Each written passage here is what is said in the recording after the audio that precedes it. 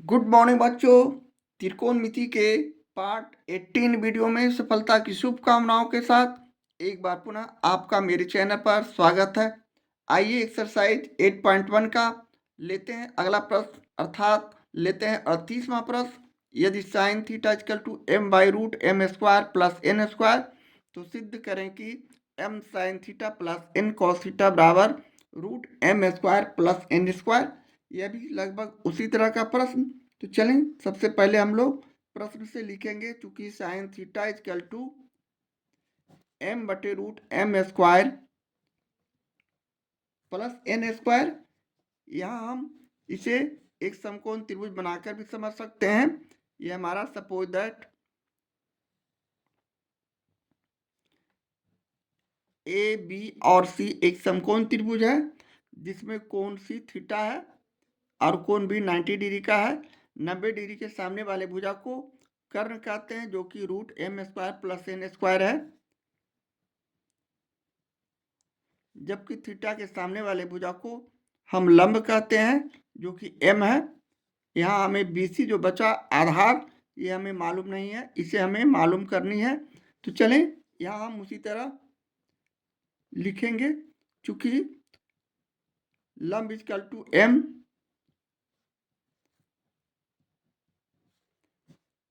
Karna equal to root M square plus N square. जबकि तीसरी भुजा आधार हमें यहाँ मालूम नहीं है। इसे मालूम करने के लिए हम लोग तीसरी भुजा मालूम करने के लिए सदा पाइथागोरस प्रमेय का सहारा लेते हैं। इसलिए हम यहाँ लिखेंगे, इसलिए पाइथागोरस प्रमेय से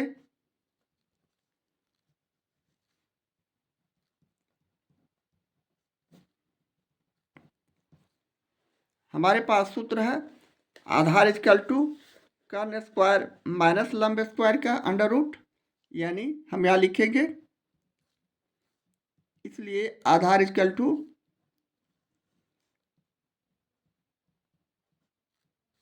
रूट कर्ण स्क्वायर माइनस लंब स्क्वायर। यहाँ कर्ण हमारे पास है m square plus N square का स्क्वायर, माइनस लंब हमारा है जो कि एम है, और इस पर स्क्वायर रूट है। अब हम अगले स्टेप में यहाँ इस पर वर्गमूल का चिन्ह है, इस पर स्क्वायर रहने से ये वर्गमूल हट जाएगा, यानी हम इसे सिर्फ M square plus N square, और यहाँ हम गुणा करेंगे तो माइनस एम स्क्वायर। इस तरह लिखने के बाद अब हम minus M square plus M square equal संख्या विपरीत चिन्ह वाले केस, यानी इसे हम एक दूसरे को काट सकते हैं। तो हमारे पास संख्या बचा रूट एन स्क्वायर, यानी अब इसका जो वर्गमूल है स्क्वायर है, तो ये रूट हट जाएंगे, तो हम यहाँ सिर्फ इसे एन भी लिख सकते हैं। इस तरह हमारा आधार है सो एन आ चुका है। अब हम अगले स्टेप में प्रश्न से M sine theta plus N cos theta निकालने के लिए हम यहाँ साइन थीटा और कॉस थीटा के रूप में अन्य दो त्रिकोणमितीय निष्पत्तियां निकालेंगे। तो यहाँ हम लिखेंगे, इसलिए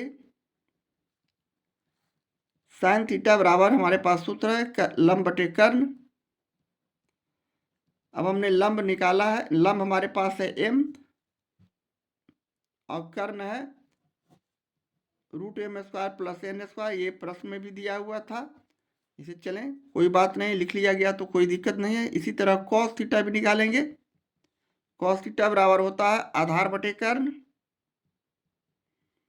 यहाँ आधार हमारा एन हो गया और कर्ण हमारा root M square plus N square. अब हम लोग प्रश्न से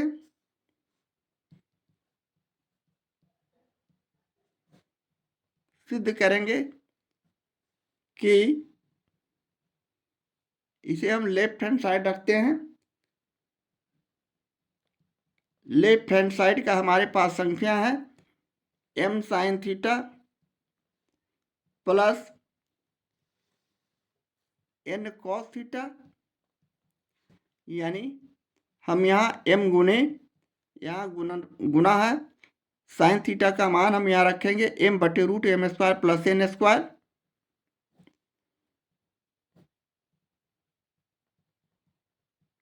जबकि प्लस का चिन्ह देते हुए हम पुनः n में कॉस थीटा का मान यहाँ रखेंगे n बटे root M square plus N square. अब हम अगले स्टेप पे इसे और छोटा रूप में लाते हैं, यानी m को m से गुणा करेंगे एम स्क्वायर और बटे root M square plus N square. इसी तरह हम n को n से गुणा करेंगे एन स्क्वायर और बटे root M square plus N square. पुनः हम इसे और आगे हल करते हैं तो एलसीएम निकालते हैं, तो हमारा लघुत्तम समावर्तक root M square plus N square में ही होंगे। यहाँ हम जिस तरह भिन्न का जोड़ बनाते हैं उसी तरह इसे भी सोल्व करेंगे, यानी यहाँ से हम इसमें भाग करते हैं तो एक को एम स्क्वायर से गुणा करेंगे तो एम स्क्वायर, इसी तरह यहाँ भी एन स्क्वायर। अब हम इसे परिमयीकरण करते हैं, जो कि हमें गुना करना होगा अंश और हर में एक ही संख्या से, यानी रूट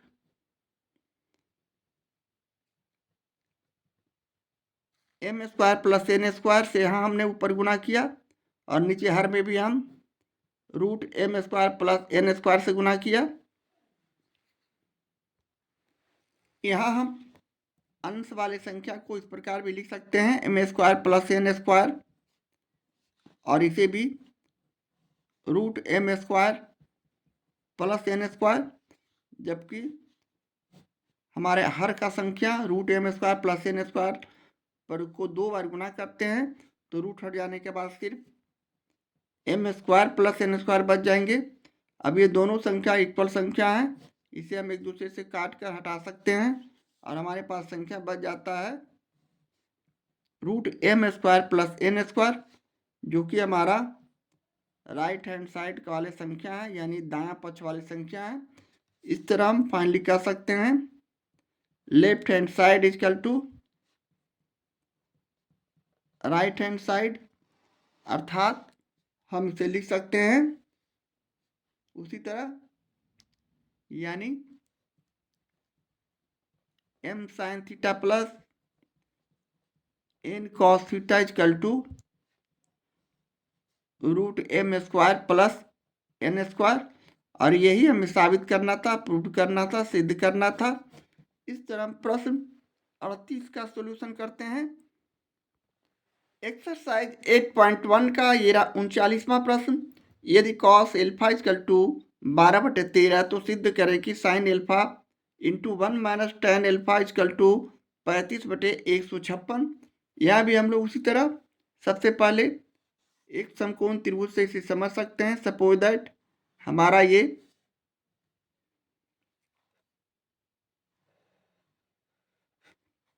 ABC एक समकोण त्रिभुज है जिसमें कोण सी थीटा है।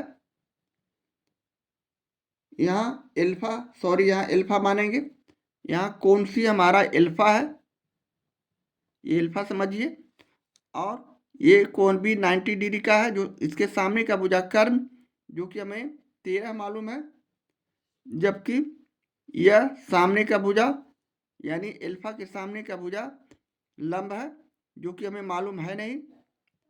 और BC जो बचा ये हमारा आधार है, जो कि 12 दिया हुआ है प्रश्न में, यानी हम लिखेंगे चूंकि कॉस एल्फा बराबर 12/13, अर्थात यहां से हम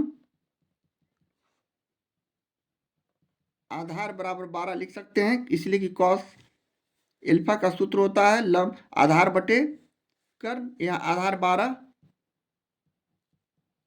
कर्ण 13 है, जबकि तीसरी भुजा लंब हमें मालूम करनी है। अब तीसरी भुजा मालूम करने के लिए हम लोग पाइथागोरस प्रमेय का सहारा लेते हैं और लिखते हैं, इसलिए पाइथागोरस प्रमेय से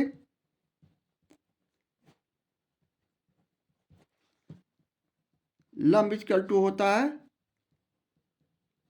कर्ण स्क्वायर माइनस आधार स्क्वायर का रूट।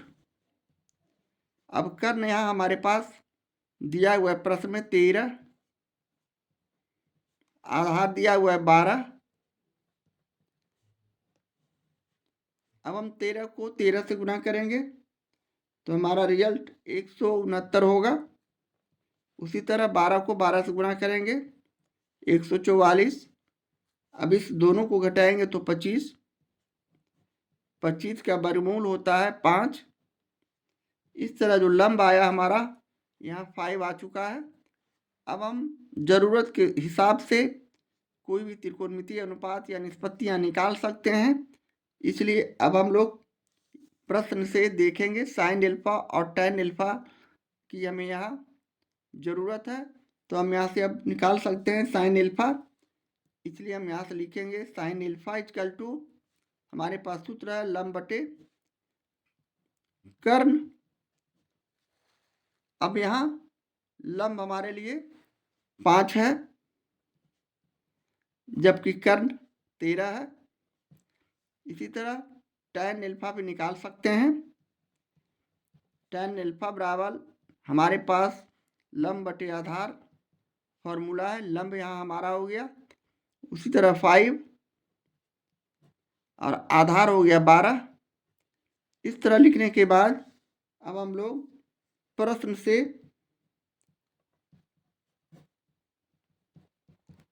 लेफ्ट हैंड साइड वाले संख्या का कैलकुलेशन करेंगे। यानी यहाँ लिखेंगे sign alpha 1 minus tan alpha. अब यहाँ से हम लोग साइन एल्फा का मान रखेंगे जो कि 5/13 है। इसी तरह 1 माइनस टेन एल्फा का मान रखेंगे जो कि 5/12 है। और अगले स्टेप में हम बारी बारी से इसके मान को गुना करेंगे। 5/13 को 1 से गुना किया तो हमारा रिजल्ट 5/13। इसी तरह माइनस का चिन्ह देते हुए हम 5/13 को यहाँ हम गुना करेंगे, या फिर इसे 5/13 है इसको रहने देते हैं। इसका हम पहले लघुत्तम समावर्तक निकालते हैं। ब्रैकेट के अंदर का काम पहले किया जाए। 1 और 12 का लघुत्तम समावर्तक 12, यानी 1 को 12 से भाग करेंगे 12 को 1 के गुना करेंगे 12 माइनस यहाँ 5। जबकि इसे और आगे हल करते हैं तो 5/13 और यहाँ गुना 12 में से 5 गया तो 7, यानी 7/12। अब इसे हम गुना करते हैं तो 5 7 35/12 और 13 को गुना करेंगे तो 156, जो कि हमारा राइट हैंड साइड यानी दायां पक्ष वाली संख्या है। इस तरह हम कह सकते हैं left hand side equal to right hand side, यानी बायां पक्ष इक्वल टू दायां पक्ष। अतः हम इस आधार पर sine alpha 1 minus tan alpha equal to 35/156 लिख सकते हैं। और यही हमें साबित करना था, प्रूव करना था। इस तरह हम प्रश्न 39 का सॉल्यूशन करते हैं।